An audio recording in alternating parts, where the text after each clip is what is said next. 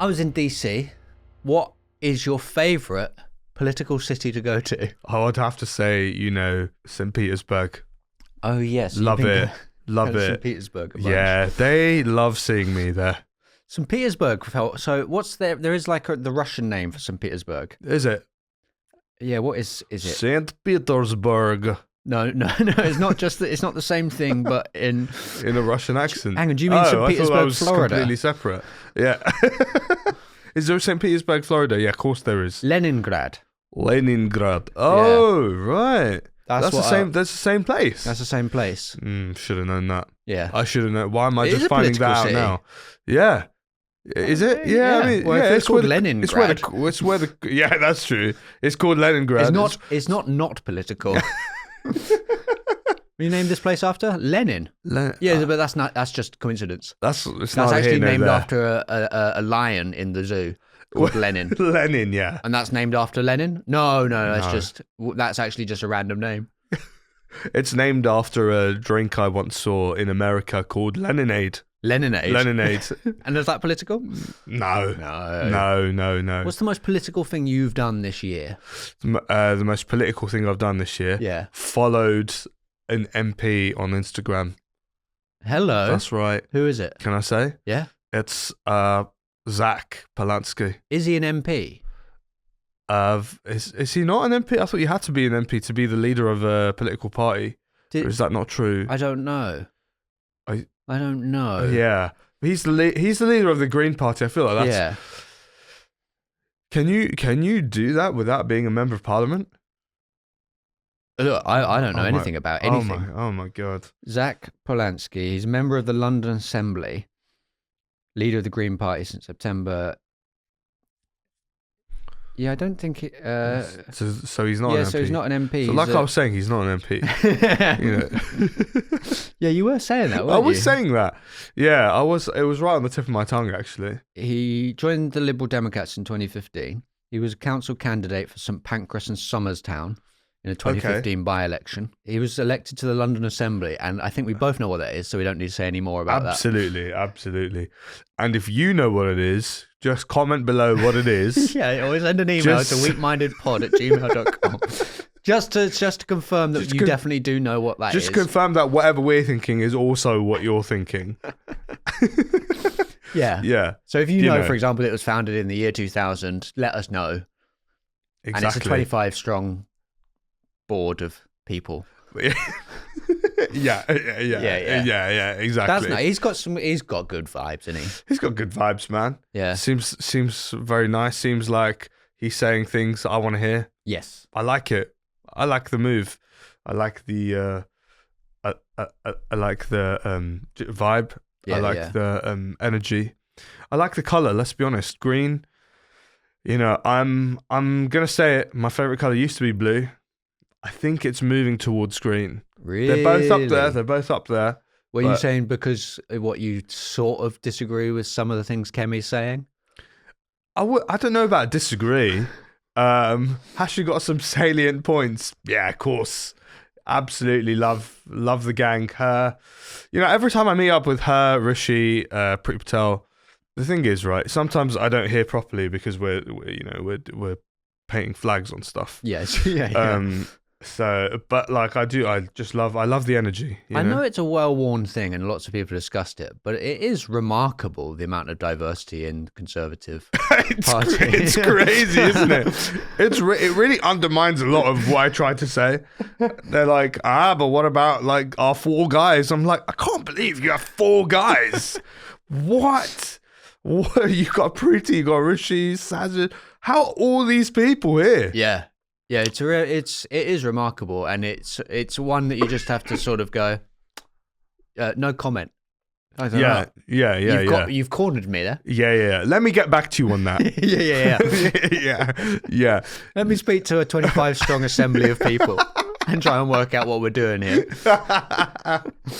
Oh God, you're really undermining my point here, guys.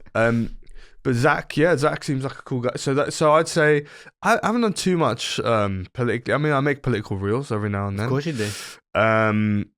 but I would say following someone from a party, that's pretty, it's out there. Yeah. You're sort of pledging an allegiance almost, not quite, but this is why people on Twitter say, just because I follow you doesn't mean I freaking agree with you or whatever. Yeah. Well, you comment on everything he posts. And I've seen them pop up and I'm like, wow, that man is going for it. I do like and share them as well, so he's pretty conflicted. He's like, what is the... Start doing that on all my friends' posts. Just be like, just because I follow you doesn't mean I agree with everything you say. I'm going to start doing that on people's posts. Yeah. Great reel, brackets, I don't necessarily endorse your opinion. Yeah. I love that. All right, so we're all back at work now, right? We're all back at work. We're having a good time. We're having a great time. Tax is coming up.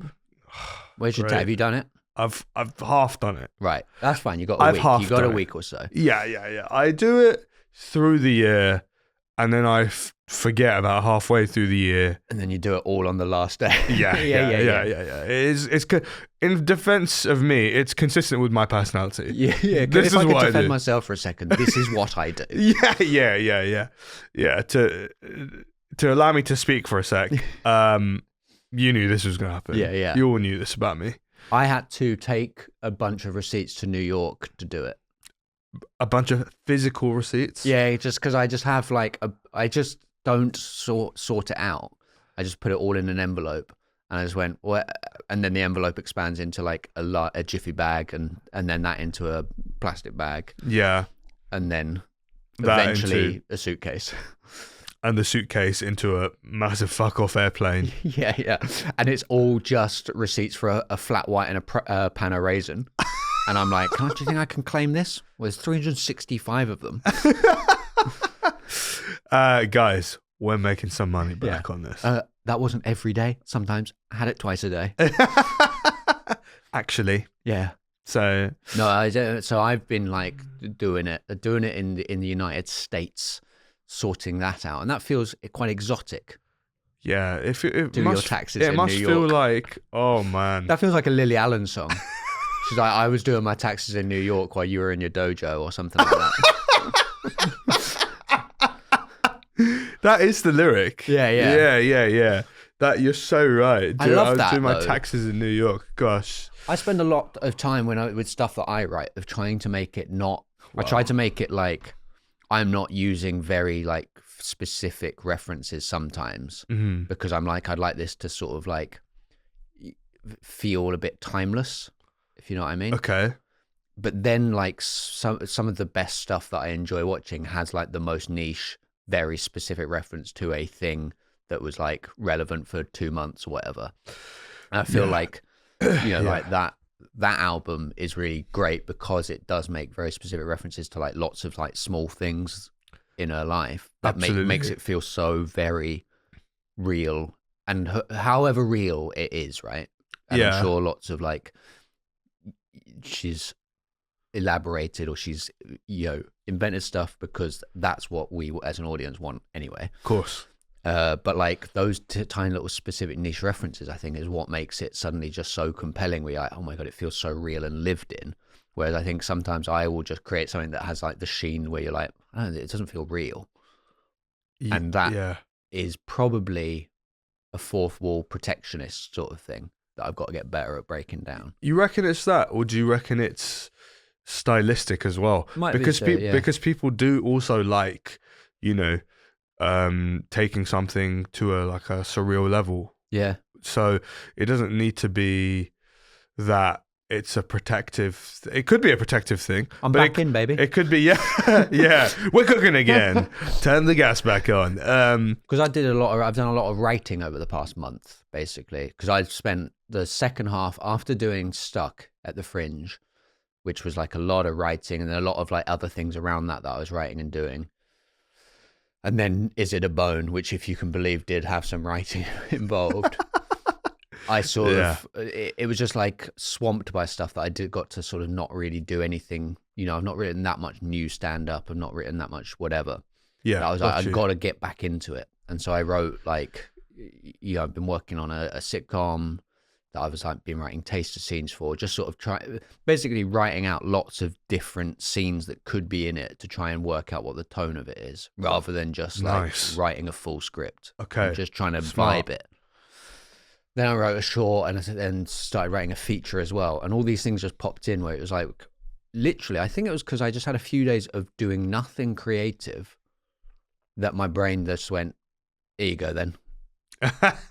Yeah. You've taken some time off. Yeah. I'll give you a little reward. And it's a bunch of ideas. What do you reckon? Little treasure chest. You want to do something with this? Wow. So I'm going to try and shoot this at some point in the near future. Yeah. This short is about me trying to dap. Okay, I like it. But it's I was like, originally it would be funny to do like a video of me doing like trying to learn how to dap, and then I was like, that's just a bit basic. I'm pretty sure lots of people have done that. It's like, oh, I'm like don't know how to dap. I'm awkward, blah blah blah. And I was like, how do we take that to a new level? Yeah. And I was like, I've got this one which is me doing like a parody of it, of like me caught in the background of an Insta story dapping so badly that it went viral. And then I go on a journey to try and learn about what the dap is, what to dap someone up is. You become the Louis Theroux of dapping. Yeah, that's it. Right. I was like, that. I think that's funny to like take it to a new level, and leading to me eventually trying to do a no look dap. That, but like on stage in front of like 10,000 people. Now I want that to be the sequel. This was just, I want to be able to do it once, and then I've tried to work in some sort of satirical edge to it as well. Yeah, I like it. But like that sort of came out of having done nothing for a few days, and then suddenly, bam, it's all flowing through. It just comes through. You're looking at your phone notes, and you're like, oh, that's a thing. That, and that, and that, and that. See, I'm with you. I'm with you. It's weird how the brain works like that, but it does. Sometimes you go, all right, on purpose now, I'm just not going to do work for a couple of days. I'm just going to spend time with my friends and family. And then your brain's like, I know you're having a nice conversation, but what about this? Yeah. But what about this? And then you just have to sort of start making notes while pretending to listen to your friends and family. 100%. Right? I mean, that idea sounds like a good idea. I've had way more stupid ideas. Yeah, obviously. There's so many more stupid ideas. This is the one I've actioned. Do you want to hear my latest idea? Here we go. You're getting advice from mature cheddar, but mature cheddar keeps getting undermined by extra mature cheddar. Who's like, no, actually, this is the advice. that's the whole idea. Mild cheddar keeps popping in, being like, maybe don't do either of those things. Yeah, exactly. What are the different types of? Because I'm not a cheese guy, as we all know, is becoming famous now. I had to talk about that on Radio X before Christmas. Oh. I genuinely feel embarrassed that I don't like cheese, right? Because it's not a very grown-up thing. What, to not like cheese? Every adult I know loves cheese, and then look, I was happy with you riffing about raw onion because I knew there'd be enough of us out there. Yeah, definitely. Cheese makes you a pariah. When you will be excluded from society. You don't like cheese. People are like, what? I know. But how do you have pizza? I go, without cheese on it. Well, that's not pizza. Yeah. But what about? And then they'll say like, yeah, but what about like a nice bit of cheese? And I'm like, yeah, no, I don't like that. And then they go, okay, but what about like a nice spread of cheese? And I go, no, I don't like that. And they go, okay, but what about a block of cheese? No, I don't like that. They're in favor to them. They're doing everything they can to reintroduce you to. They're like, look me in the eyes. Yeah, they're about to kick you out. I'm trying to come up with some sort of option to keep you here. I don't want it. No, any option. Just say yes. Yes. I'm going to say another one. Cream cheese icing. Just say yes. Yeah. Cream cheese icing. Yeah. Cream cheese icing? Yes. Yes. I love cheese. Ah, yes. He's a cheese lover. Now I just feel like this audience, I trust the audience of Weak Minded to be listening to this and be like, that's Stuart. Yeah. You know what I mean? But when you're going on Radio X and you are suddenly being broadcast to, let's just say it, boring dads. Boring dads who are annoyed that they've had to wake up and are preparing breakfast for their kids. Yeah. Right. And they're just like, oh, I hope they play the Oasis at some point. Or some of Liam's solo stuff. And they haven't played it, and instead Stuart Laws is on. Yeah. Talking about how cheese is stupid. They're like, I hate this man. I hate him with a passion. All of a sudden, Ofcom have received 18 official complaints for Radio X. Sorry. Yeah. You can't talk about my lifestyle like that. I happen to love cheese. I love cheese. It's offensive that you'd have someone like this on the radio. How do I like this have a career? But I talked about our raw onion thing, and I think that's probably how it got onto cheese, or like that's how I was trying to distract from the cheese conversation. Okay. Whichever way around it went. But Yeah. We talked about this on my podcast with Daman Bamrah, and we got in trouble with onion lovers on Reddit. We did. We keep bringing it up in a big way. Yeah. But the good thing is, it hasn't imprinted in our brains in any way. No. Yeah. We're over it. But it was it just is like, how do you justify not liking cheese in the quickest and funniest way and move the conversation on? Have you got something that you're embarrassed about that you have like a preference about, where when it gets, you're just like, oh no, this is going to get brought up at some point? If I go to weddings, I know that cheese is going to be on the menu. Cheese is back on the menu, boys. It's back on the menu, boys. Yeah. Bigger and better than ever. My food item, in the same sort of vein, is bacon. Right. I don't get it. Wow. See that judgment immediately. Yeah. See that judgment immediately. I feel bad. But I have to react like that. Sorry, imagine how supportive I was just now. The cheese stuff. You stuff. like bacon? You stupid. Get out of here. This is officially the end of the podcast. I think it's too, when it's crispy, I think it's too crispy. When it's soft, I think it's too soft. And when it's salty, which is all the time, I think it's too salty. Interesting. So I just don't get what is it that people seem to like really love? Because when it's crispy, I'm like, just have a crisp in it. Just have a crisp. I don't get why you have to have had crispy meat. I don't like really what's that bringing that a crisp isn't bringing? Yes. Right?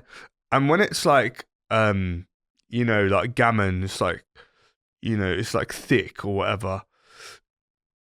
Like I don't once again. Do you not like pork in any way? I like some pork. You like sausage? Like sweet and sour pork or something. I like that. Okay. I like that. Yeah. So you like a meatier, like consistency. Yeah, exactly. But when it's like thick Canadian bacon, people are like, you haven't had Canadian bacon. That's why you don't have bacon. I love Canadian bacon. Yeah, it's all right. Pickles. Pickles? You put some pickles? I'd put some pickles in. I'm a little bit iffy about pickles. Raw onion. And we're back, baby. We're back. We agree. Fuck the raw onions. See you later.